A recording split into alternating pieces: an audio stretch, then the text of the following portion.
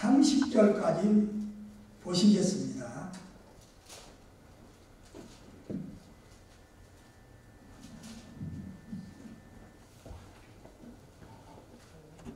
요한복음 3장 22절부터 30절까지 보는데 우리 다 같이 함께 읽어가시도록 하시겠습니다. 다 같이 시작. 그 후에 예수께서 제자들과 유대 땅으로 가서 거기 함께 유하시며 세례를 베푸시더라. 요한도 살렘 가까운 에논에서 세례를 베푸니 거기 물이 많음이라. 그러므로 사람들이 와서 세례를 받더라. 요한이 아직 옥에 갇히지 아니하였더라. 이에 요한의 제자 중에서 한 유대인과 더불어 정결 의식에 대하여 변론이 되었더니 그들이 요한에게 가서 이르되 라비여 선생님과 함께 요단강 저편에 있던 이 곧 선생님이 증언하시던 이가 세례 베풀매 사람이 다 그에게로 가더이다.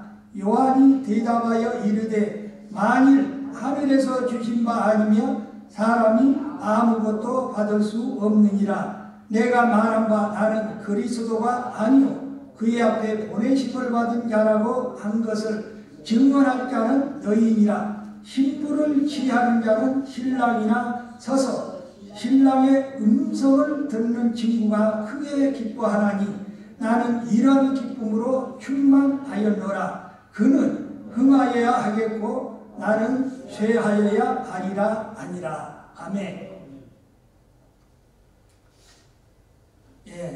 원래는 끝절까지 읽어야 하는데 제가 여기까지만 읽도록 했습니다. 오늘 말씀은 이 본문 말씀을 중심으로 함께 은혜를 나누고자 하는 말씀은 확실한 증언자 세례 요한, 이 요한에 대해서 함께 은혜를 나누고자 합니다. 이 하나님의 아들 예수 그리스도께서 세상에 오셨을 때 사복음서를 기록한 마태, 마가, 누가, 요한, 이 사람들은 한결같이 예외 없이 한 사람을 적극 추천한 사람이 누구냐면 바로 세례 요한입니다. 이 사복음서에서는 세례 요한에 대한 기록들이 다 남아 있습니다. 그 세례 요한이 예수님에 대해서 증언을 가장 강력하게 했다는 것입니다. 수많은 사람들이 증언한 것보다도 세례 요한이 증언한 그 모든 내용들은 정말 값지고 의미가 있는 것입니다. 이 세례 요한의 특징은 한마디로 사람을 두려워하지를 않았다는 것입니다. 사람이 사람을 두려워하지 않는 사람이 정말 무서운 사람입니다. 사람은 하나님을 두려워해야지 사람은 두려워해서는 안 되는 것입니다. 그러나 우리가 말처럼 잘 되지 않은 것이 사실인 것입니다. 그를 가장 높게 평가한 부분을 우리가 알 수가 있습니다. 그분은 세례 요한은 진리를 위해서 자기의 생명을 버렸다는 점인 것입니다. 그는 죽음마저도 초월한 사람입니다. 그래서 그는 당시에 헤롯 왕에게 죽임을 당했던 것입니다. 이 세례 요한의 인생관의 가치관은 한마디로 예수님만을 위한 삶이었습니다. 그래서 예수님도 세례 요한에 대해서 이렇게 평하셨습니다. 마태복음 11장 11절에 예수님께서 말씀하시기로 내가 진실로 너희에게 말하노니 여자가 낳은 자 중에 세례 요한보다 큰 이가 일어남이 없도다 라고 하셨습니다. 이 세례 요한은 예수님에 대해서 어떻게 증언했는지 우리가 정말 궁금합니다. 이 세례 요한은 모든 인류를 대표해서 예수님에 대해서 고백하고 증거한 자인 것입니다.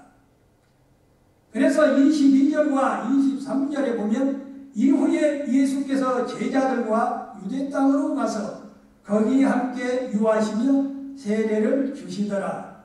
요한도 살렘 가까운 에논에서 세례를 주니 거기 물들이 많으니라. 사람들이 와서 세례를 받더라. 요한이 아직 목에 갇히지 아니하였더라.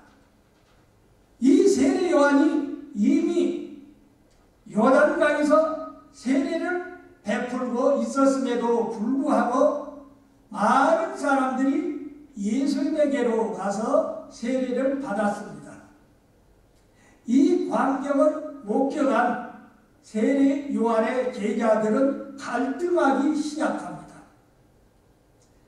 자기의 선생님 세례 요한만 세례를 주는 줄 알았는데 예수님도 주고 있었기 때문입니다. 그리고 제자들은 세례 요한을 두고 유대인들과 논쟁을 벌이기도 했습니다. 더구나 요한에게 세례를 받으러 왔던 사람들이 예수님에게로 많이 가버리니까 질투가 났습니다.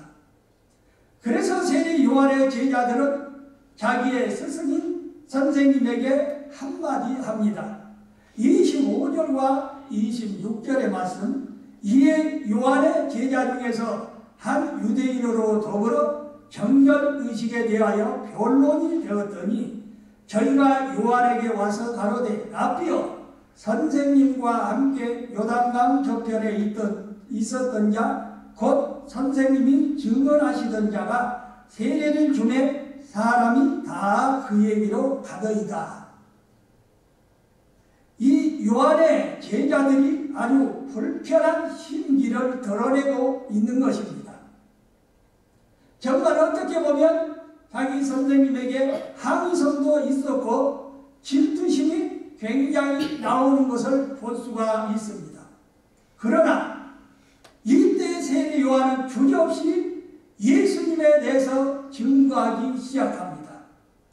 27절과 28절의 말씀에 또 보면 요한이 대답하여 가로되 만일 하늘에서 주신 바 아니면 사람이 아무것도 받을 수 없느니라. 나의 말한 바 나는 그리스도가 아니요 그의 앞에 보내심을 받은 자라고 한 것을 증거할 자는 너희니라. 라고 이렇게 세례 요한은 자기의 제자들에게 대답합니다. 이 세례 요한이 증거한 예수님은 어떤 분일까요? 요한은 예수 그리스도가 사람에게서 나오신 분이 아니라 하나님께서 친히 보내신 분이라고 그렇게 증언하고 있습니다. 그리고 그분께서 하시는 일에 대한 모든 정당성을 갖다가 세례 요한은 부여하고 있다는 것입니다. 구약에서는 메시아가 오기를 얼마나 고대했습니까? 신약에 와서 바로 예수 그리스도, 그래서 그리스도가 이 땅에 오신 것입니다. 세례 요한은 그의 영적 통찰력이 매우 뛰어난 사람이었습니다. 29절과 30절의 말씀을 보면 신부를 취하는 자는 신랑이나 서서 신랑의 음성을 듣는 친구가 크게 기뻐하나니 나는 이러한 기쁨이 충만하였노라. 그는 응하여야 하겠고 나는 쇠하여야 하리라 아니라. 예수 그리스도는 우리의 진정한 신랑이라고 세례 요한은 이렇게 증거하고 있습니다. 우리는 교회를 가리켜서 예수님의 신부라고 말합니다. 모든 그리스도인들은 예수님의 신부인 것입니다. 이 신부들이 기다리고 있는 신랑은 바로 예수 그리스도인 것입니다. 신부가 기다리던 신랑이 와서 멋진 혼인잔치를 벌이는데 세례 요한은 자신을 혼인잔치를 준비하는 신랑의 친구로서 표현을 하고 있습니다. 얼마나 참으로 이렇게 아름다운 모습이요 정말 기쁨이 충만합니까? 그는 하늘에서 오신 분이라고 말합니다. 예수님은 하늘로서 오신 분이라고 세례 요한은 그렇게 증거했습니다. 요한은 예수님이 위로부터 오셔서 이 만물을 통치하시고 다스리시는 분이라고 그렇게 소개하고 있습니다. 그래서 또 31절의 말씀에 보면 위로부터 오시는 이는 만물 위에 계시고 땅에서 난 이는 땅에 속하여 땅에 속한 것을 말하느니라. 하늘로부터 오시는 이는 만물 위에 계시나니 이렇게 말씀하고 있습니다. 인간이란 땅에서 나와서 이 땅에 속해 있고 땅에 관한 것들을 말하며 살아가는 존재들인 것입니다. 그러나 예수님은 하나님의 아들이시고 하나님께서 보내신 그리스도시요 하늘에 속하신 분이라고 세례 요한은 이렇게 증언한 것입니다. 그리고 세례 요한은 예수님은 하늘에서 보고 들은 것을 말씀하시는 분이라고 했습니다. 즉 하늘의 이야기를 하시는 분이라고 이렇게 소개하고 있습니다. 32절의 말씀에 보면 그가 그 보고 들은 것을 증거하되 그의 증거를 받는 이가 없도다 라고 했습니다. 예수님이 인자로서 이 세상에 오셔서 우리와 같은 감정으로서 말씀하시는 것 같지만 근본은 다르신 것입니다. 예수님께서 이런 말씀을 자주 하셨습니다. 나를 본 자는 하나님을 본 것이다. 나를 믿는 자는 하나님을 믿는 것이다. 라고 이렇게 자주 말씀을 하셨습니다.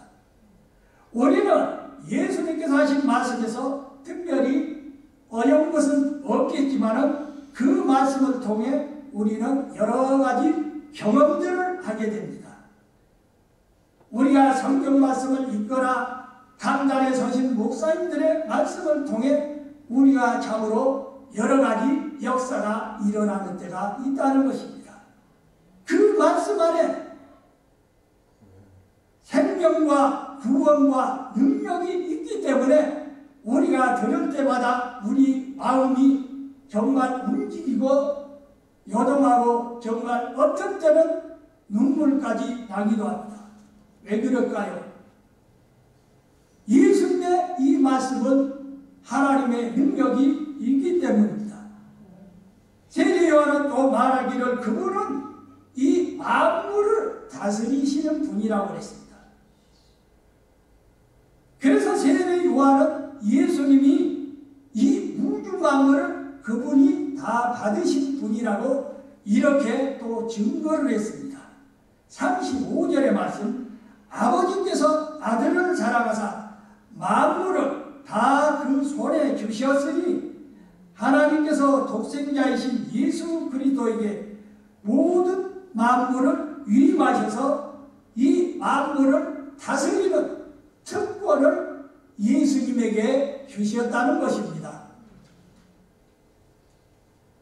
그래서 예수님께서 십자가에 못 박혀 돌아가신 후 부활하셔가지고 승천 직전에 많은 사람들 앞에서 이 말씀을 하셨습니다. 마태복음 28장 18절에 보면 예수께서 나와 일러 가라사대 하늘과 땅의 모든 권세를 내게 주셨으니 예수님께서도 친히 이렇게 말씀하셨습니다. 하나님께서 하늘과 땅의 모든 권세를 예수님 한 분에게 주셨다는 것입니다. 그리고 세례 요한은 예수님을 믿는 자들에게 영생을 주시는 분이라고 이렇게 증거했습니다.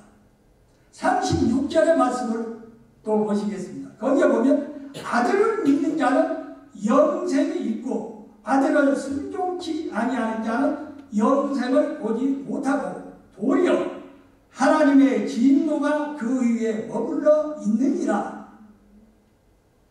지금 이 세상은 이미 심판을 받고 있는지도 모릅니다. 성경에 여러 곳곳에 하나님의 진노를 쌓게 한다는 기록들이 나와 있습니다. 현대인들은 스스로 하나님의 진노를 쌓고 있는 것입니다. 구름들이 모이다 보면 비가 되어 떨어지듯이 인간의 불의를 하는 집마다 하나님의 분노와 진노를 쌓게 만들어서 그 양이 어느 때가 차면은 어느 순간에 떨어지게 된다는 것입니다. 세례 요한이 예수님을 증거할 때 유명한 말을 했죠. 그는 뭐라고 했냐? 보라, 세상 죄를 지고 가는 하나님의 어린 양이로다. 여러분, 이 말씀을 여러분 마음속에 들을 때마다 대부분 아멘이라고 대답들을 하지요. 그것은 바로 성령님으로 인한 고백인 줄을 믿습니다. 성경은 세례 요한이 증거한 예수 그리스도를 믿고 받아들이는 사람들은 이 하나님에 대해서 느끼고 거듭남의 역사가 일어나며 심판에 이르지 아니한다고 말씀했습니다. 우리도 세례 요한의 증거처럼 우리 마음에 예수님에 대한 증거가 충만하시기를 주님의 이름으로 축원드립니다. 예, 기도드리겠습니다. 우리 예수님의 은혜를 감사드립니다. 오늘 이 아침 이 시간에 세례 요한이 예수님의 이렇게 오신 길을 증거한 자로서의 이 말씀 속에서 세례 요한은 예수님은 하나님이 보내신 분이다. 예수님은 하늘에서 오신 분이다. 예수님은 하늘의 이야기를 하시는 분이다. 예수님은 만물을 다스리시는 분이다. 예수님은 영생을 주시는 분이시다. 라고 그는 증거한 사람이었습니다. 우리도 세례 요한이 증거한 것처럼 예수님을 정말 내 마음속에 우리가 기쁨으로 받아들이고 증거하는 자로서의 우리의 신앙을 지켜나갈 수 있는 축복된 삶이 되기를 소원하면서 주 예수 그리스도의 이름으로 기도하옵나이다. 아멘.